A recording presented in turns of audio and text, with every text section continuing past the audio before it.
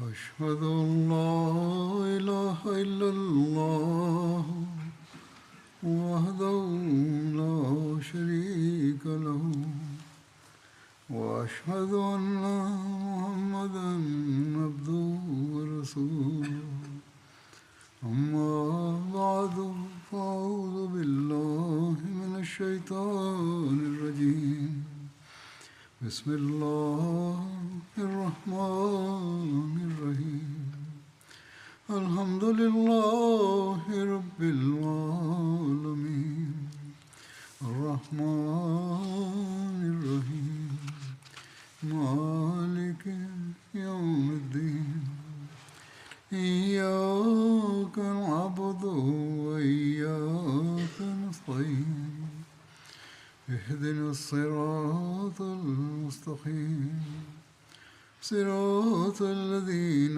أنعمت عليهم غير المغضوب عليهم ولا الضالين. Cuma hutbemde belirttiğim gibi Hazreti Müslim Maud Medine'nin çevresi hendek vasıtasıyla iyice korunmuş idi der. Fakat bir bölümü dağ tarafındaydı ve diğer tarafı da evlerle çevrilmişti. Böylece düşman ordusu öyle kolaylıkla saldıracak durumda değildi. Müşrik ordular birbirleriyle danışarak üçüncü bir bölümün hala Medine'de olduğunu ve bu Beni Kureyze idi ve onlar tekrar kendileriyle beraber birleşmeleri gerektiğini söylüyorlardı. Böylece onların Medine'ye ulaşmaları için bir yol teşkil edecekti. Birbirleriyle danışma yaptıktan sonra Hüveyd bir Aktar, Beni Nazir'in lideri bütün Araplarla beraber olarak Müslümanlara karşı birleşmeyi önerdi. Kafirlerin lideri Ebu Süfyan onu tayin etti. Siz Ebu Kureyze'yi Müslümanlara karşı beraberce bir araya getirmelisiniz dedi. Hüvey bin Aktam Musevilerin kalesine gitti ve onlarla birlikte bütün Araplar beraberce birleşmeli ve Müslümanları böylece ortadan kaldırmalıdır diye danıştılar. Bu durumda Müslümanlar buna hiçbir zaman karşı gelemezler. Bizim ordumuz var. Esasen buna dalgalar halinde ilerleyenler de diyebilirsiniz dedi. Böylece Beni Kureyze'yi bu birliğe girmesi için ikna etti. Kafirlerin ordusu Hendek'in ön tarafından saldıracaklar ve geçmeyi başardıklarında Beni Kureyze diğer taraftan kadınların ve çocukların olduğu yerden Medine'ye saldıracaklar ve böylece onlar savunmasız kalacaktı. Onlar Müslümanların gücünün kaybolduğunu düşündüler ve bir dakika içerisinde kadınlar, erkekler hepsi öldürülecekler. Gerçekten eğer müşrikler bu planı başarıyla kazanmış olsalar, Müslümanlar için hiçbir zaman bir kurtuluş yolu olmayacaktı. Beni Kureyze Müslümanlarla beraber idi. Beni Kureyze açıkça bir Müslümanlara karşı savaşa katılmamalarına rağmen onlardan hiç kimse Müslümanlara karşı saldırılacağını düşünmüyorlardı. Bundan dolayı Medine'nin o bölümü tamamen korunmasız bırakıldı. Müşrikler ve Beni Kureyze durumu müşahede ettiler ve şu sonuca vardılar. Onlar müşriklerle beraber olduklarında, tabi bu aşikar olarak olmayacaktı. Müslümanlar bunun farkına vararak kasabanın o bölümünde harekete geçeceklerdi. Bu çok haince ve tehlikeli bir plandı. Onlar Beni Kureyze'nin müşriklerle beraber olduğunun farkına vardıklarında Müslüman ordusu müşrik ordusunu püskürtmek için harekete geçecek. Orduları Beni Kureyze'nin bulunduğu yere döndürmek mümkün olmayacaktı. Bu durumda Müslümanların huzursuz olması gayet normal idi ve bunu ortadan kaldırmak için gayret sarf edilmesi gerekiyordu. Resul-i Ekrem sallallahu aleyhi ve sellem 500 kişiyi bu konu için ayırdı. Tarihçiler ve biyografçiler bunun açıklamasını şöyle vermektedirler. Beni Kureyze'nin haince planı Müslümanlara ulaştı. Bunun sonucu onların korkuları arttı. Onlar kadınlar ve çocuklarla ilgili olarak üzüntü duyuyorlardı. Müslümanların durumu बिल्कुल नामुमकिन बना देता था बल्कि सिर्फ हिफाजत ही नहीं जो नामुमकिन बनाई जाती इसका सवाल नहीं बल्कि हमले का ख़तरा भी बहुत बढ़ गया था बहरहाल इन हालात में मुसलमानों की फ़िक्र गुजरती थी sizin üstünüzden ve altınızdan size geldiklerinde gözleriniz açıldı ve kalbiniz boğazınıza geldi ve düşünceleriniz Allah-u Teala'ya yöneldi. तयन करने का फ़ैसला Allah-u Teala'nın peygamberi sallallahu aleyhi ve sellem ve sahabeleri तफसील सीरत नगारों ने यूँ बयान की düşmanlarla yüz yüze geliyordu fakat oldukları yerden kıpırdayamıyorlardı. Onlar bu hendeyi korumak için farklı farklı bölgelere gidiyorlardı. Tarihçiler 8 bölgede hendeyin korunması için görev verilmişti. Hz. Zübeyir bin Avvam bu görev için gözlemci olarak seçilmişti. Beni Kureyze yaptıkları sözleşmeyi bozdular ve bu aldatmacı davranış içerisinde onların Medine'ye saldırmaları hiç kaçınılmaz idi.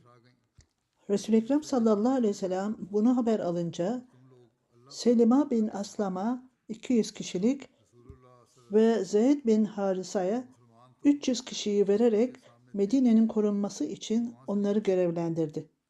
Ve onlar farklı farklı yerlerde görev yapmalı ve zaman zaman tekbir, Allahu Ekber tekbirleri getirmelidirler. Hz. Mirza Beşir Ahmet bunu şu şekilde açıklar. Medine'nin ufukları çok karanlık görünüyordu ve Medine'nin önünde de Müslümanların kanına susamış düşmanlar kamp kurmuşlardı. Böylece onları tuzağa düşürecek ve ne zaman fırsatını bulurlarsa Müslümanlara saldıracaktır. Beni Kureyze'nin ordusu 100'den fazla genç ve güçlü savaşçılardı. Onlar Medine'nin arkasından onlara saldıracaklardı Müslümanlara. Şehirde yaşayan kadınlar ve çocuklar onlar için çok kolay bir av idi. Bu durum aklı başında olan bir kişi için gizli kalamazdı. Müşrikler Allah-u Teala'nın Müslümanlara zaferle ilgili olarak verdiği sözün ancak boş sözler olduğunu söylüyorlardı. Bazı müşrikler Resul-i Ekrem sallallahu aleyhi ve sellem'e giderek "Ya Resulallah, bizim evlerimiz şehirde tamamen korunmasızdır. Bize izin verin de biz evimize gidelim ve evdekileri koruyalım." Bununla ilgili vahiy indirildi.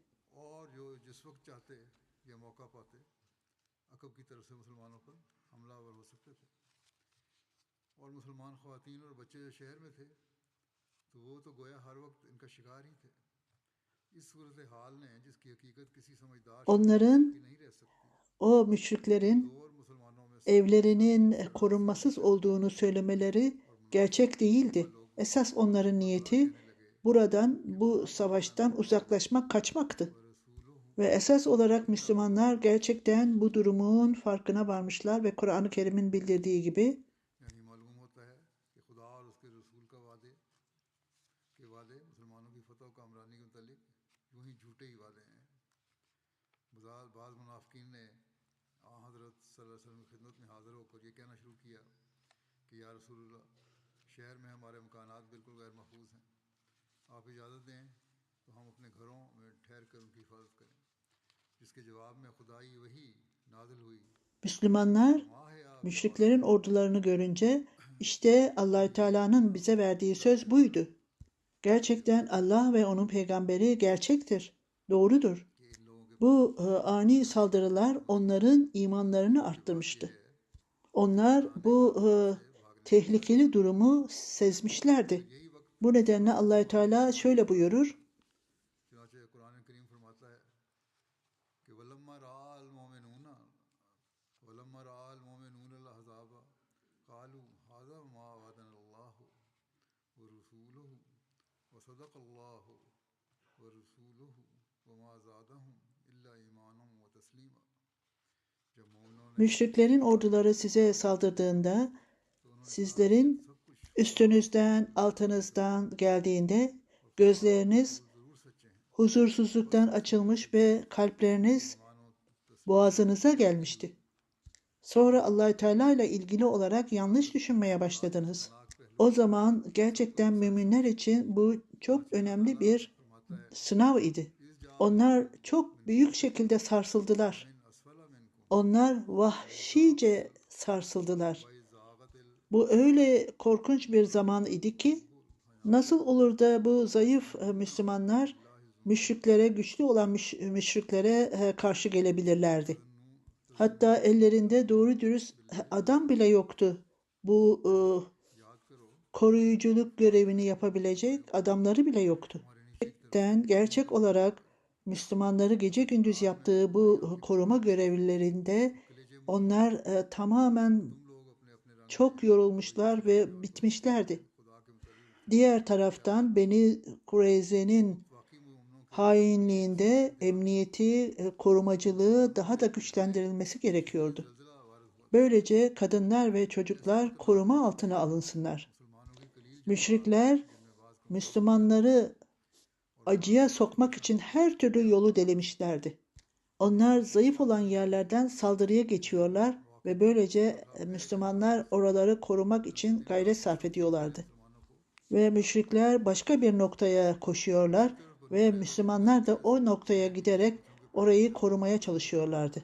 Bazen onlar 2 veya 3 noktadan aynı anda saldırıya geçiyorlardı. Bu durumda Müslümanlar küçük bölümler halinde dağılıyorlardı. Bu durum öylesine hassas konuydu ki düşmanlar bazen düşman orduları o bölgelerden şehre girmek üzereydiler. Bu saldırılar Müslümanlarca genel olarak oklar vasıtasıyla durduruldu. Müşrik orduları Müslümanları ok yağmuruna tuttular.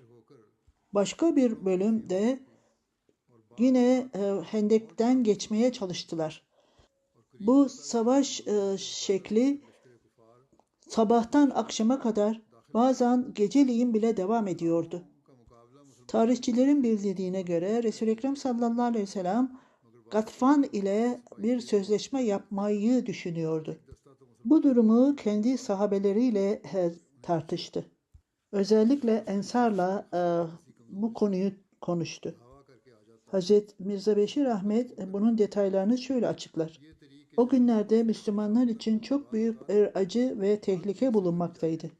Bu kuşatma gittikçe daha da uzadığında Müslümanlar savaşmak için güçlerini kaybetmeye başlamışlardı. Onların son derece inançları ve imanları olmasına rağmen tabii ki bedenleri normal olarak, fiziki olarak gittikçe zayıflıyordu. Resul-i Ekrem sallallahu aleyhi ve sellem bu durumun farkına vardığında Ensar'ın liderlerinden Sa'd bin Muaz ve Sa'd bin Übada'yı çağırdı ve onlarla bu durumu danıştı. Eğer isterseniz bir duvarın bir bölümünü bu Gatfan kabilesine verebiliriz ve böylece savaş bu şekilde yönünü değiştirir. Sa'd bin Muaz ve Sa'd bin İbada her ikisi de aynı sözle "Ya Resulallah, eğer siz bir vahiy almışsanız biz bu vahyin önünde boynumuzu eğeriz ve bununla ilgili olarak nasıl gerekiyorsa onu yaparız." Resul-i Ekrem sallallahu aleyhi ve sellem hayır ben bir vahiy almadım dedi. Ben sadece içinize düştüğünüz çok zor durumdan sizi çıkartmak için bu konuyu düşünüyorum. Onların önerisi, biz müşrik iken düşmanlara hiçbir şey vermemiştik. Şimdi biz Müslümanız ve biz onlara hiçbir şey vermeyeceğiz. Ancak biz kılıçlarımızla onlara saldıracağız. Resul-i Ekrem sallallahu aleyhi ve sellem Medine'de gerçekten yaşayan Ensar'la ilgili olarak üzüntü duyuyordu. Belki de Resul-i Ekrem sallallahu aleyhi ve sellem onlara danışmakla onların bu zor durumdan etkilenip etkilenmediklerini öğrenmek istiyordu. Eğer onlar bu durumdan etkilenmiş iseler onları cesaretlendirmek için bunu yapmıştı. Bu öneri ortaya konulduğunda Resul-i Ekrem sallallahu aleyhi ve sellem onu mutlulukla kabul etti ve böylece savaş devam etmeye başladı. Daha önce de belirttiğim gibi bu hendek son derece güvenilir bir koruma vasıtası olarak yapılmıştı ama burada Müslümanlar tam olarak korunmuş sayılamazdı. Özellikle münafıklar yani Beni Kureyze Medine'nin içinde bulunuyordu. Sonra sözleşmeyi bozduktan sonra çok tehlikeli bir düşman haline gelmişlerdi. Daha sonra onların hendekleri geçme ihtimalleri de vardı ve böylece Medine'ye girebilirlerdi. Bu durumlar etkili olunca hiç şüphesiz hendeklerin değişik yerlerinde nöbet tutulması gerekiyordu. Hatta Resul-i Ekrem sallallahu aleyhi ve sellem bizzat kendisi bu görevleri gözlüyordu. Bu görev hem gece hem de gündüz olacaktı. Geceleri Medine son derece soğuk olurdu. Onlar açlıkla da yüz yüze gelirlerdi. Hazreti Ayşe'nin bildirdiğine göre Resul-i Ekrem sallallahu aleyhi ve sellem'e hendeğin kenarında güvenlik görevi verilmişti ona. O geceliğin soğuktan donduğunda Resul-i Ekrem sallallahu aleyhi ve sellem bana geldi diyor Hazreti Ayşe. Vücudu biraz ısınınca tekrar hendeğe döndü görev için. Ve ben korkuyordum belki kişiler oradan geçebilirlerdi. Resul-i Ekrem sallallahu aleyhi ve sellem bir keresinde istirahat ediyordu. O keşke çok takva sahibi bir kişiye bu görev verilmiş olsaydı dedi. Bunu söyledikten sonra o bir takım silah sesleri duydu. Resul-i Ekrem sallallahu aleyhi ve sellem onun kim olduğunu sordu. Hazreti Sa'd bin Ebu Vakkas, "Ya Resulallah, ben Sa'd'ım, sizi korumak için geldim" dedi. Kendisinin korunması yerine o Resul-i Ekrem sallallahu aleyhi ve sellem Sa'd'a şu pozisyonlara git, orada görev yap dedi.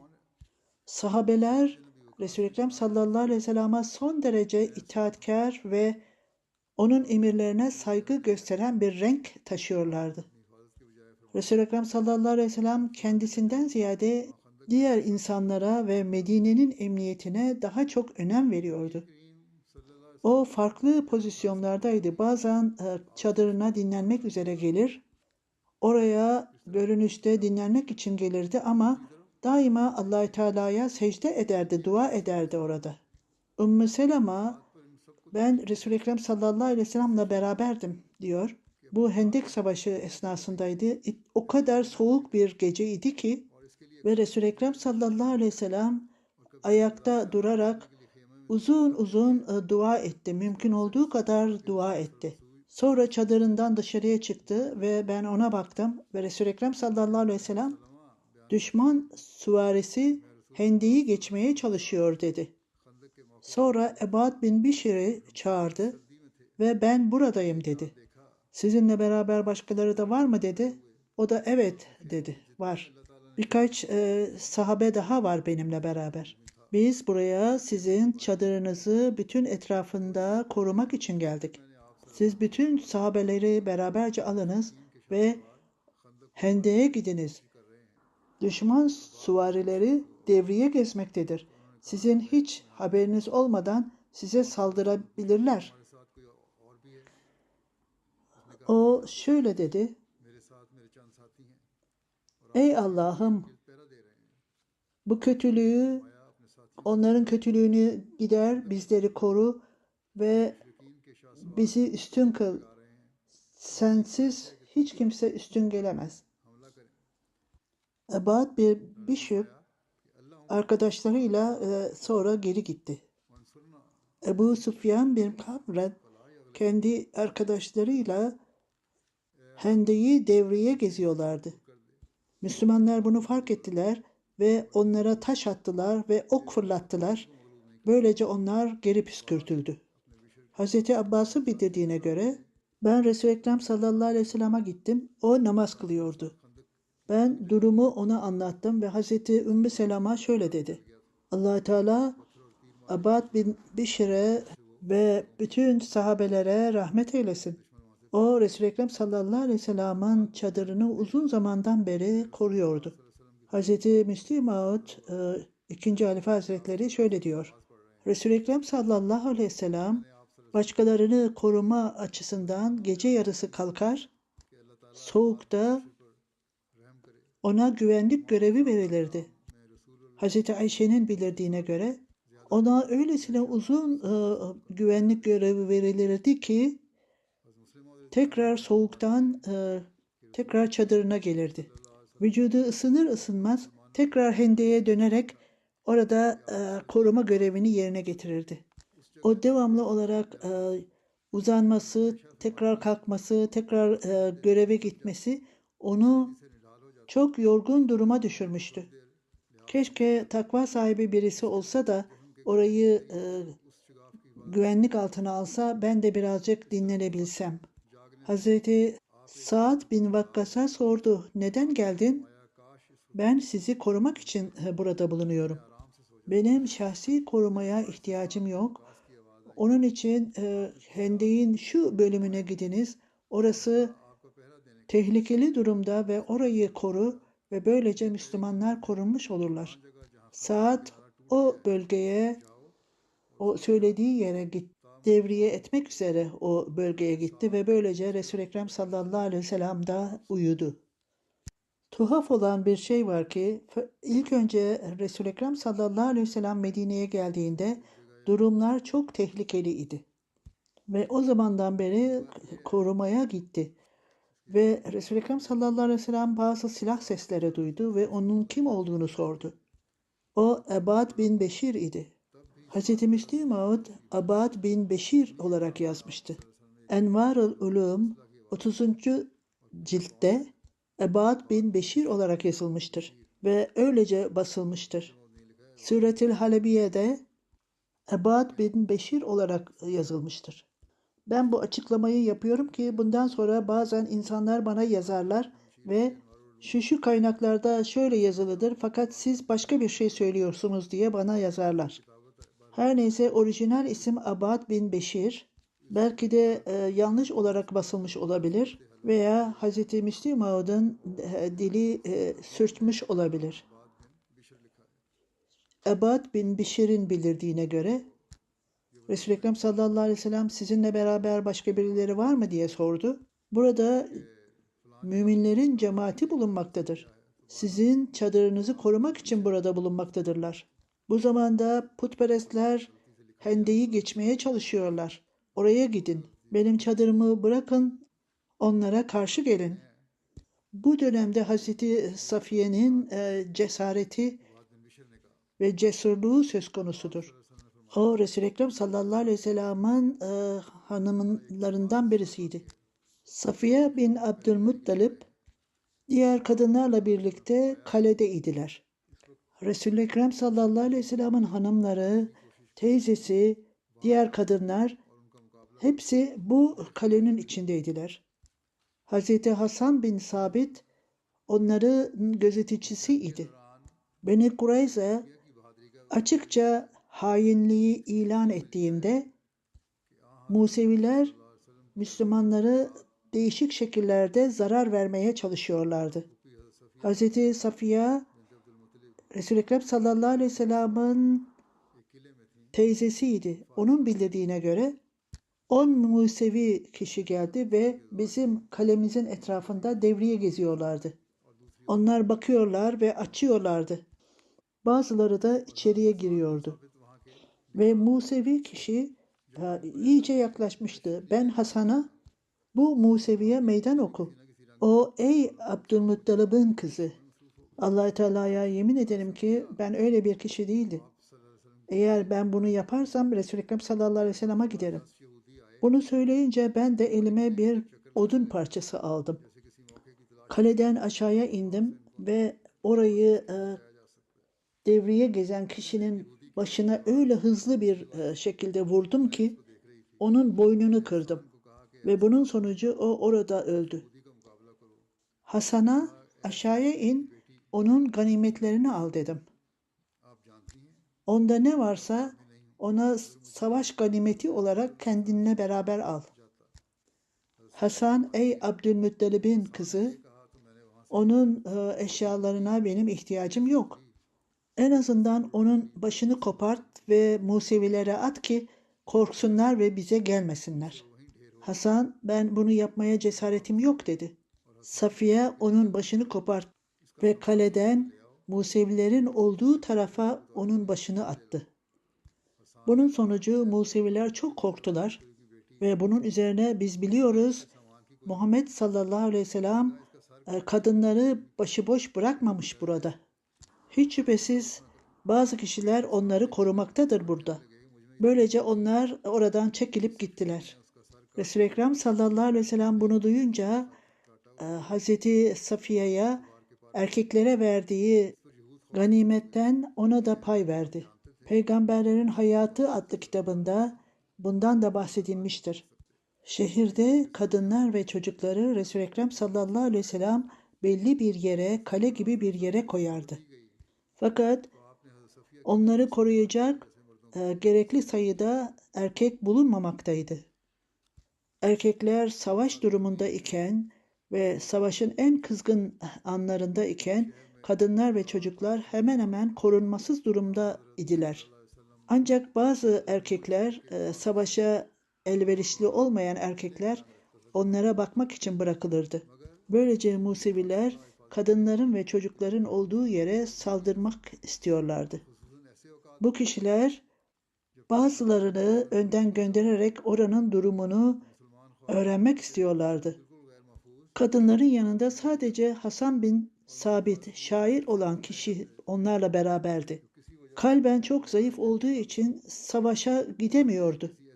Kadınlar bu Musevilerin kendi kalelerinin etrafında devriye gezdiklerini gördüğünde ondan şüphelendiler ve Safiye bin Abdülmuttalib oğluna bu Musevi bir kişi ve etrafta dolanıyor ve haber almak için etrafı geziniyor.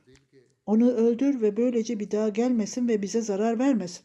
Hasan bunu yapmaya cesaret edemedi. Bunu görünce Safiye öne çıktı ve bu kişiye meydan okudu ve onu öldürdü ve yere indirdi. Onun teklifine göre öldürülen Musevi'nin başı kesildi ve kalenin öbür tarafından toplanan Musevilerin önüne atıldı. Onlar böylece Müslümanlara saldırmaya cesaret edemediler ve orada kadınları koruyan birçok erkeğin olduğunu zannettiler. Bu strateji çok başarılıydı ve Museviler büyük bir korkuya kapılarak geri döndüler. İkinci Halife Hazretleri bunu daha da açıklayarak Beni Kureyza Müslümanların dikkatini çekmeden Medine'ye girmek istiyorlardı. Böylece kadınlara ve çocuklara saldırmak niyetindeydiler. Bir gün Beni Kureyza kadınların ve çocukların erkekler tarafından korunup korunmadığını öğrenmek için haber alıcıyı gönderdiler. Onlar da kalenin etrafında şüpheli olarak sağa sola bakıyorlar ve devriye geziyorlardı.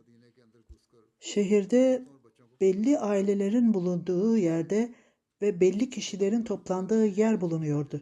Onun için bu haber almak için gönderilen kişi sağa solu geziyor ve herhangi bir kişinin orada saklanıp saklanmadığına bakıyordu. Onun devriye gezdiği bir durumda Hazreti Safiye onu fark etti. Tesadüfen sadece bir erkek bulunuyordu ve o da kalben çok zayıf bir kişiydi.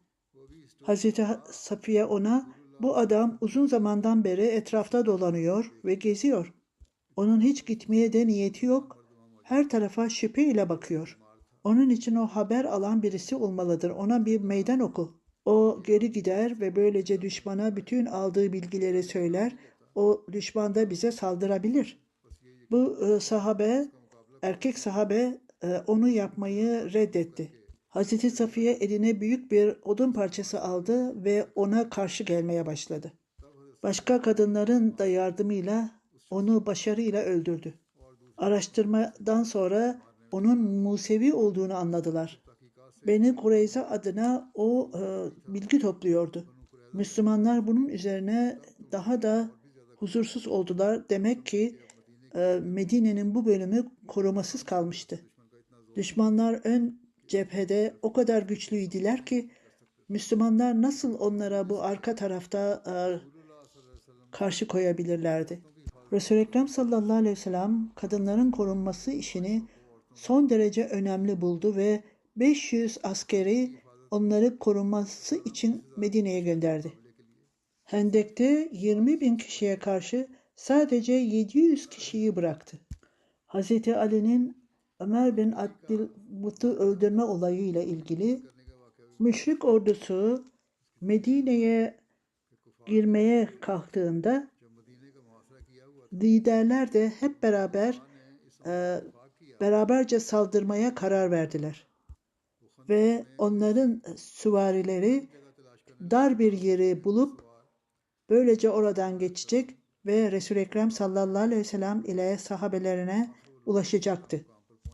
Böylece onlar istedikleri o bölgeyi buldular ve Ebu Cehil, Nufal bin Abdullah, Zarar bin Hattab, Übeyra bin Ebu Vahab ve Amir bin Abdülahud bu bölgeden geçtiler.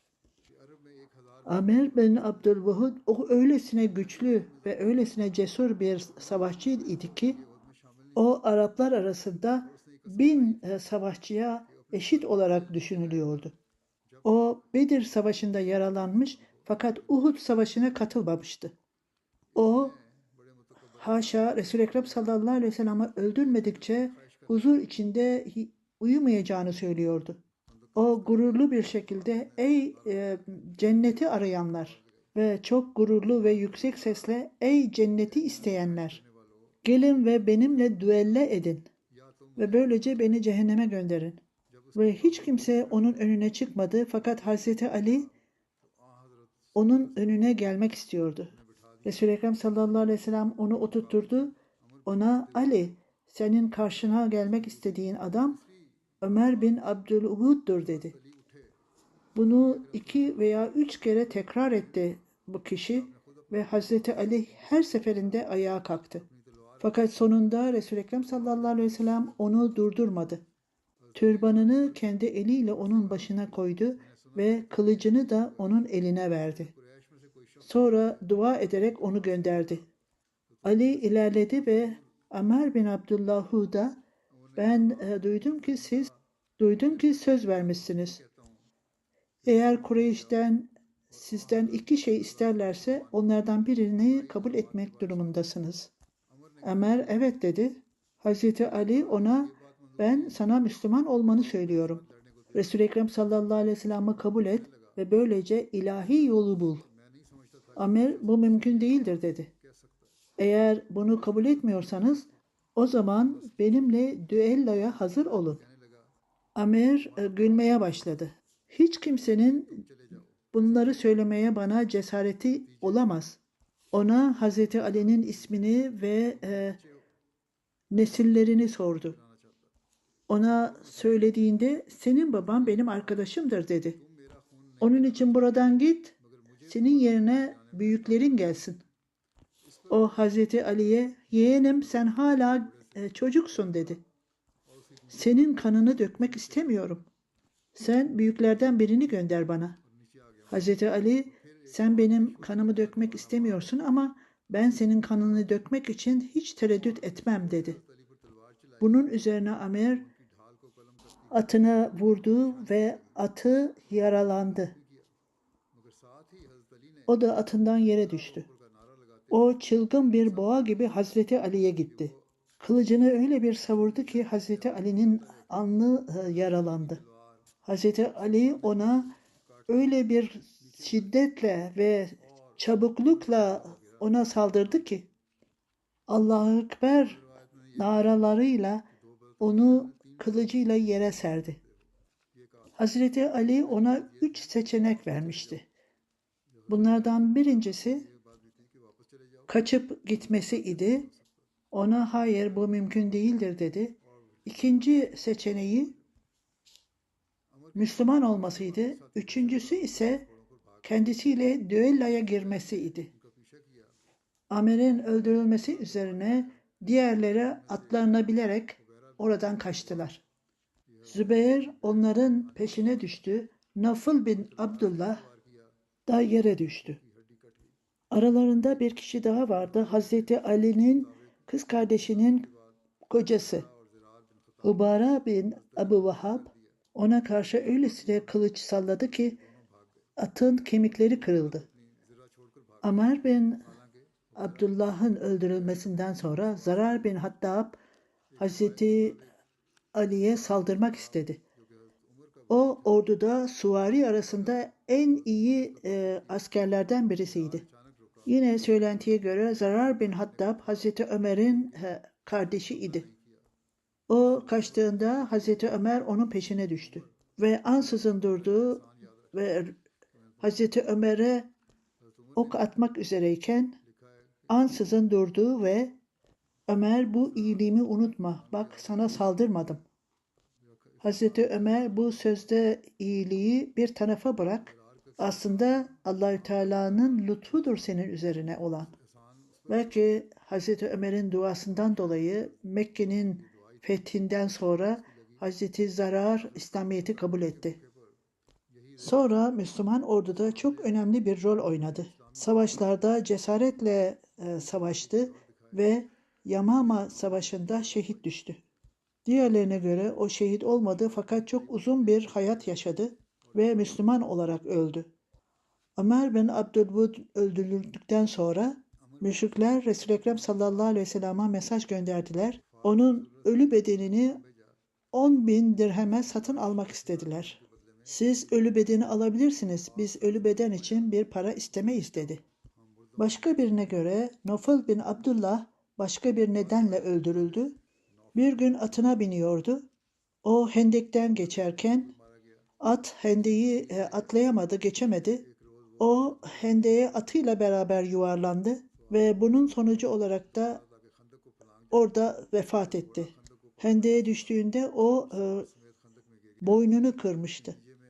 Müşrikler onun bedenini almak için birilerini gönderdi ve bazı paralar verdiler bedenini almak için. Resul-i Ekrem sallallahu aleyhi ve sellem ölü bedenler için bizim paraya ihtiyacımız yok dedi.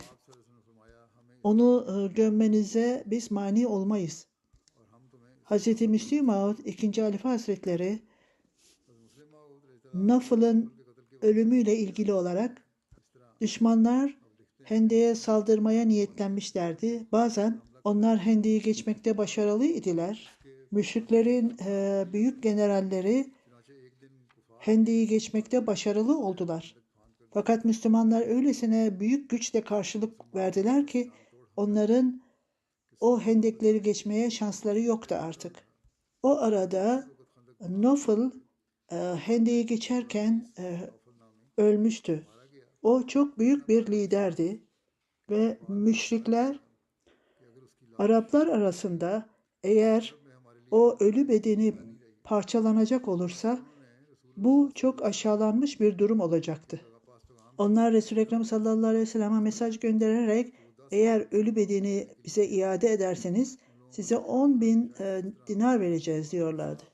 Müslümanların büyük liderleri onlar savaş esnasında ölü bedenleri kesilmişti. Bugün belki Müslümanlar da aynı şeyi yapacak ve bizden öc alacaklardır diye düşünüyorlardı. İslamiyet'in talimatları tamamen bu davranışa aykırıdır. Ölü bedenlerin kesilmesine izin verilmez. Resul-i Ekrem sallallahu aleyhi ve sellem'e mesaj ulaşınca o ölü bedenin ne faydası vardır ki? Onun bizim için bir değeri yoktur. Onu alın götürün dedi. Bunların detayları inşallah daha sonra anlatılacak. Bugün Lajna'nın ve Ensar'ın Ahmediye cemaatinin içtiması başlamaktadır.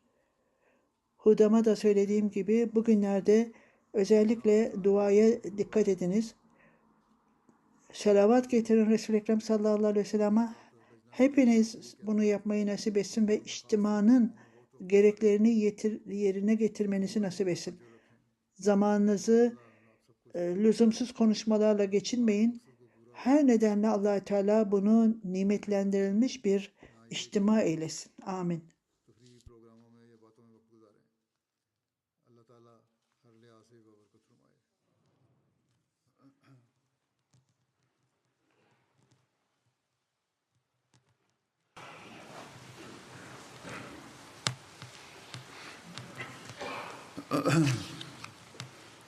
Elhamdülillah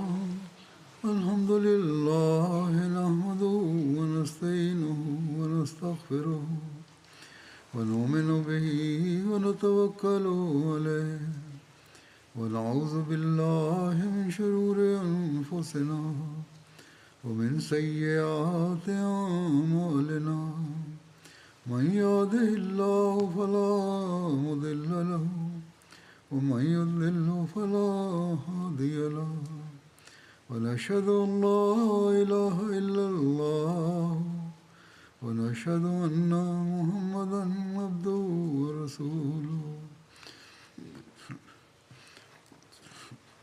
عباد الله رحمكم الله إن الله يأمر بالعدل والإحسان وإيتاء ذي القربى وينهى عن الفحشاء والمنكر والبغي يعظكم لعلكم تذكرون اذكروا الله يذكركم وادعوه يستجب لكم ولذكر الله أكبر